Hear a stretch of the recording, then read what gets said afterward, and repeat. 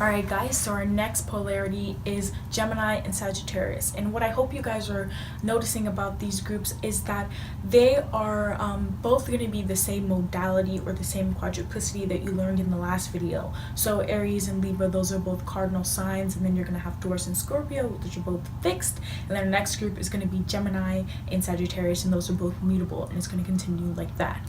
So let's get into it. Gemini is the sign of self-expression, whereas Sagittarius is going to be the sign of expression but on a wider range of philosophy and higher thinking. So in this world, Gemini is more like the curious child, and then Sagittarius is going to be like the wise elder or wise teacher. So where do we get this from? Gemini is ruled by Mercury, and Mercury is the planet of communication, learning, and things like that. So you might look at your Mercury sign as how you may learn.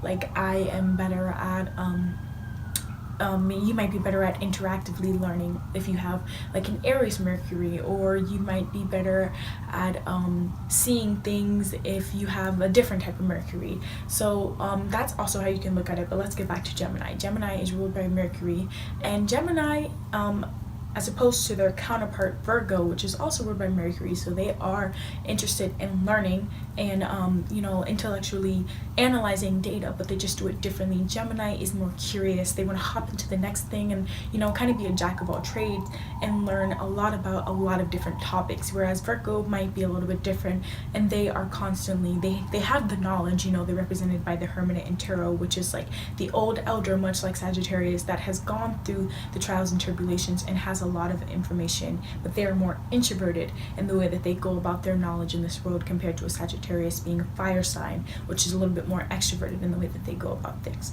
But at Virgo, they have this knowledge, but they're constantly analyzing it, whereas Gemini is getting that information, and those can kind of be the messengers. Like Gemini is represented by Hermes, the Greek god, which is the messenger god, so they're constantly giving out information. They might be the person that's like, oh, did you know that so and so and so on, or I learned about this, and they constantly want to share that information. Gemini might be the person that you're like, you need to stop talking because you just are giving me so much information and I just cannot take it in at once.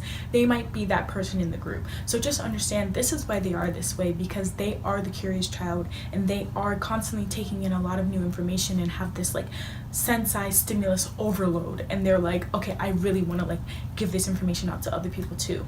And Sagittarius is a little bit like that, but they just go about it differently. Sagittarius is that wise elder. So Sagittarius is ruled by Jupiter, the planet of teaching and the planet of learning, philosophy, things like that. So they're constantly trying to, they might be that sign that's constantly giving you that like unwarranted opinion that nobody freaking asked for.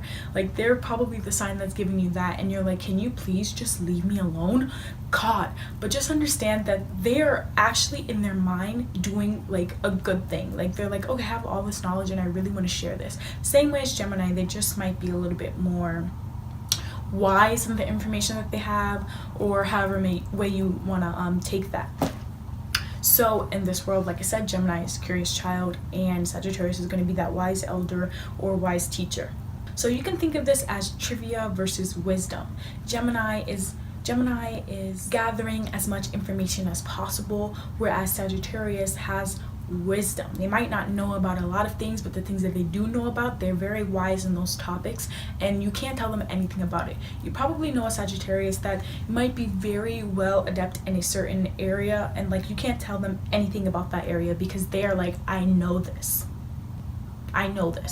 but they are also focused on despite their need for learning new things, they also are different than Gemini in the way that they want to constantly try to understand a topic. They don't just want to know about it, but they want to know the way that it works, the little bit itty bitty details, kind of like a Virgo is, but Virgo just might be differently in the way that they manifest that outwardly in this world. So that is Gemini and Sagittarius in those two different concepts. And so how can they help each other in this world? How can these sister signs take their opposite characteristics and like make something good out of it? Well, you kind of can guess this. Gemini, having all of the knowledge that they have, can meet a Sagittarius and turn that knowledge into wisdom.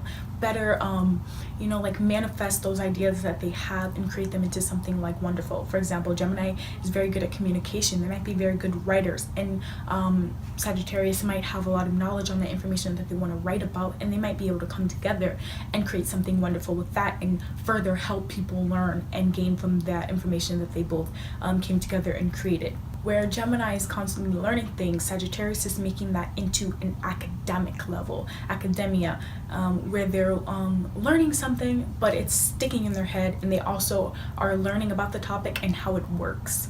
So you might have a Sagittarius that is a very good teacher, and they are a little bit more playful. They might be able to help kids learn, or people that are just kind of bored about a topic, but they still have that passion, that fire energy to relay the information on that topic to you in a better way, much like a Gemini might have with their air energy and their knowledge that they may have on a lot of different things. So Gemini might be good in organizing maybe like